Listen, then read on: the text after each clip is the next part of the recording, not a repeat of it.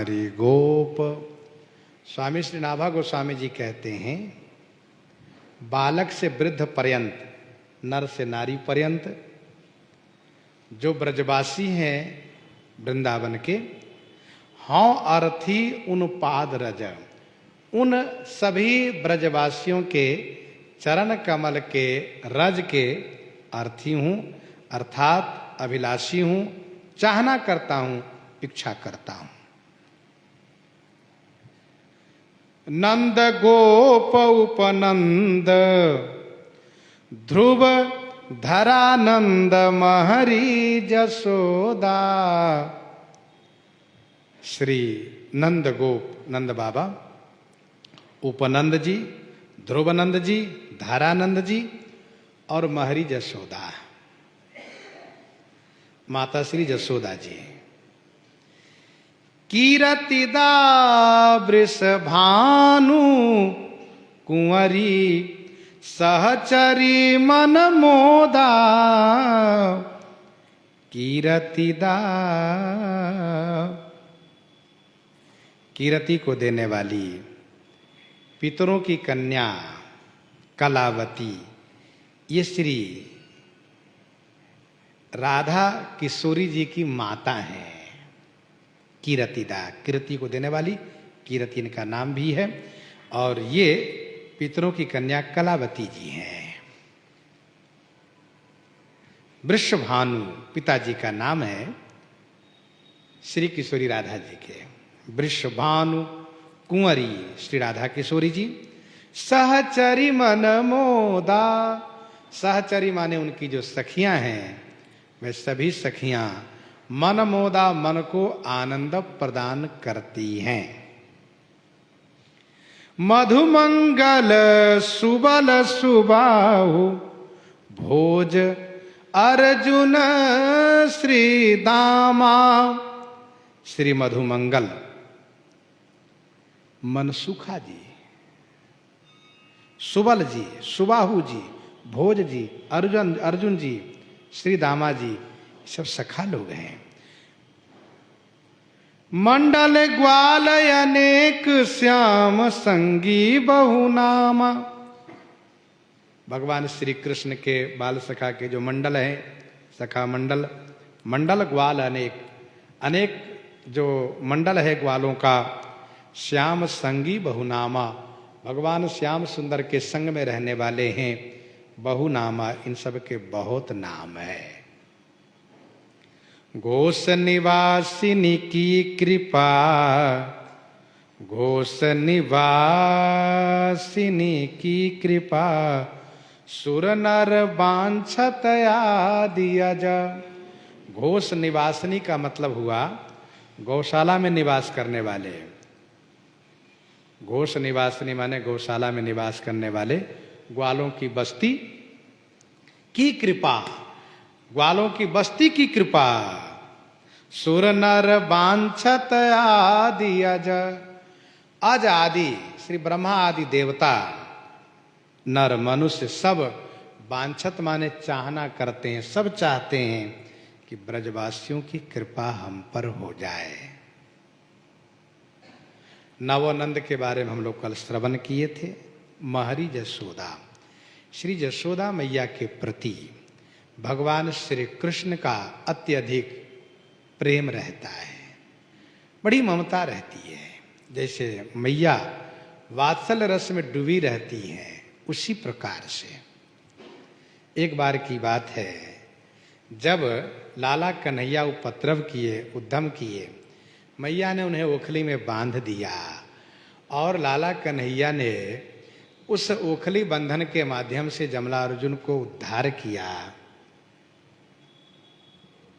जब वृक्ष गिरा है, उसकी आवाज जब नंद बाबा के कान में गई है, वे दौड़ते हुए आए हैं और लाला को ओखली बंधन से छुटा करके अपने गोदी में लिए हैं। और लेने के बाद फिर श्री जसोदा जी पर बहुत नाराज हो गए, बड़ी नाराजगी प्रकट किए। कहा, देखो मेरे लाला को इस प्रकार से बहुत सताओगी तो मैं लाला को लेकर के चला जाऊंगा तीर्थ यात्रा करने, यहां नहीं रहूंगा। श्री जसोदा जी भी बहुत ग्लानिग्रस्त हो गई, बहुत दुखी हो गई। मेरे हाथ क्यों नहीं कट गए, गल गए, रस्सी क्यों नहीं जल गई, मैंने बड़ा अन्याय किया, बहुत गलत किया। नंद बाबा मतलब मेरे पति भी नाराज, लाला भी मुझसे रुष्ट, अब मैं क्या करूं, बहुत दुखी हैं। अब भगवान श्री कृष्ण लीला रचाते हैं क्या, थोड़ी देर के बाद कहते हैं बाबा मुझे भूख लगी है बहुत जोर से। नंद बाबा एक ग्वाल से कहते हैं, ग्वाल सुनो, जाकर ले आओ, लाला कन्हैया भूखा है। तो लाला कन्हैया कहते ना बाबा मैं तो माँ का दूध पीऊंगा। तो श्री नंद बाबा कहते हैं क्यों, तुम्हारे लिए मैंने तुम्हारी माँ को डांट फटकार के परित्याग कर दिया है और फिर तुम उन्हीं का दूध पीना चाहते हो। कहा ना बाबा मैं दूध उन्हीं का पीऊंगा माँ का। इस बात को वहीं पर छुपी हुई एक ग्वालिनी सुन रही थी, उसने जाकर के जसोदा मैया को सुनाया, मैया लाला मचले हुए दूध पीने के लिए। तो जसोदा जी ने कहा मेरे स्वामी मेरे पति तो नाराज है। लाला भी ने कहा नहीं लाला मचले हुए हैं। तो जैसे श्री जसोदा जी वात्सल्य भाव में बढ़ करके गई वहाँ, जैसे हाथ बढ़ाया वैसे लाला उछल करके जसोदा जी गोद में आकर के और जसोदा जी गोद में बैठ कर दूध पीने लगे। तो इस प्रकार से श्री कृष्ण जसोदा मैया को बहुत स्नेह दिए, बहुत ममता दिए। वैसे नंद जसोदा के ही ये लाला कन्हैया पुत्र माने जाते हैं। भले श्री वसुदेव देवकी जी के पुत्र हैं लेकिन इनके नित्य पुत्र हैं। इनके जब मथुरा चले गए और नंद बाबा वहां से खाली लौट कर आए तो जसोदा जी ने बहुत उपालंब किया, बहुत शिकायत किया, रो रो करके नंद बाबा भी रोने लगे। फिर इसके बाद कुरुक्षेत्र में इनका दर्शन हुआ, फिर सब मिले हैं, ये बात भी कही गई है। तथा इसके बाद चर्चा है श्री वृषभानु कुंवरी, वृषभानु कुंवरी राधा श्री किशोरी जी का जब जन्म हुआ तो बड़ी खुशी मनाई गई, बधाइयाँ बांटी गई, बहुत उत्सव हुआ। लेकिन श्री राधा जी नेत्र बंद कर रखी थी, नेत्र ही नहीं खोल रही थी। लोगों को बड़ी चिंता हुई, बड़ा कष्ट हुआ कि लाली का जन्म तो हुआ लेकिन लाली नेत्र नहीं खोलती है, नेत्र बंद है उनका, और बिल्कुल चुप है। इसी बीच श्री नंद रानी श्री जसोदा जी बधाइयाँ देने के लिए लाला कन्हैया को गोदी में लेकर के और श्री वृषभानु जी के महल में पहुंचती हैं, क्योंकि बरसाने के पास में ही श्री नंद बाबा अपना गांव बसाए हैं, नंद गांव। तो श्री नंद रानी वहां पहुंची और लाला कन्हैया आए हैं। वैसे ही श्री किशोरी राधा जी ने नेत्र खोल कर और किलकारी मार के हंसना शुरू किया।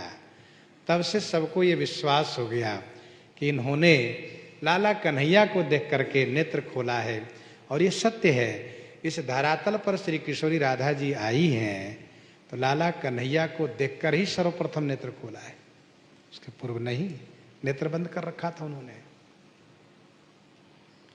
फिर तो ब्रह्म वैवर्त पुराण में बहुत सी लीलाएं हैं जो श्री राधा माधव की बड़ी सुंदर सुंदर लीलाएं हैं। कुछ बड़े हुए, फिर मिलना, फिर एक दूसरे के प्रति उपालंब करना, और कभी जल भरने के बहाने से, कभी इस प्रकार से गोदोहन के बहाने से एक दूसरे से मिलना होता रहा। एक बार की बात है, ब्रह्म वैवर्त पुराण में वर्णन है, श्री नंद बाबा लाला कन्हैया को लेकर के भांडीर वन को गए और वहां पर गौ को निरीक्षण कर रहे थे, गौओं को देख रहे थे। इसी बीच चारों तरफ से बादल घिर गया, चारों तरफ से बादल घिर आया और बड़ी जोर की वर्षा होने लगी बड़ी जोर की वर्षा होने लगी। लाला कन्हैया बरसात से घबरा करके नंद बाबा के हृदय से चिपक गए। नंद बाबा भी घबराए, अब मैं क्या करूं, लाला डर गया है बरसात से। इसी बीच श्री किशोरी राधा जी का प्राकट्य हुआ। नंद बाबा थोड़ा सा शंकित हुए, मतलब चौंक गए, ये क्या। इसी बीच राधा किशोरी जी के प्राकट्य देकर के नंद बाबा को तुरंत फिर आनंद प्राप्त हुआ, ये तो राधा जी हैं, वृषभानु कुंवरी। फिर इसके बाद नंद बाबा ने लाला कन्हैया के हाथ उनके हाथ में दे दिया। श्री किशोरी राधा जी उनको लेकर के वन में अंदर चली जाती हैं और वहाँ जाकर के उन्होंने अपना ऐश्वर्य प्रकट किया है। महाराज श्री ब्रह्मा जी आए हैं और श्री किशोरी राधा जी, श्री कृष्ण का विवाह उत्सव वहीं हुआ है, विवाह मनाया गया है। इस प्रकार से श्री किशोरी राधा जी का विवाह हुआ है, ऐसा ब्रह्म वैवर्त पुराण में वर्णन है। और भगवान श्री कृष्ण के बड़े प्रिय सखा हैं श्री सुदामा जी। तो नित्य गोलोक की बात है, एक बार की बात है, श्री किशोरी राधा जी भगवान श्री कृष्ण पर नाराज हो गई। कब? जब उनके पास बिरजा जी को बैठी हुई देखा। तो बिरजा जी तो श्री राधा जी के देखते ही तुरंत वह नदी रूपा हो गई, प्रभावित हो गई।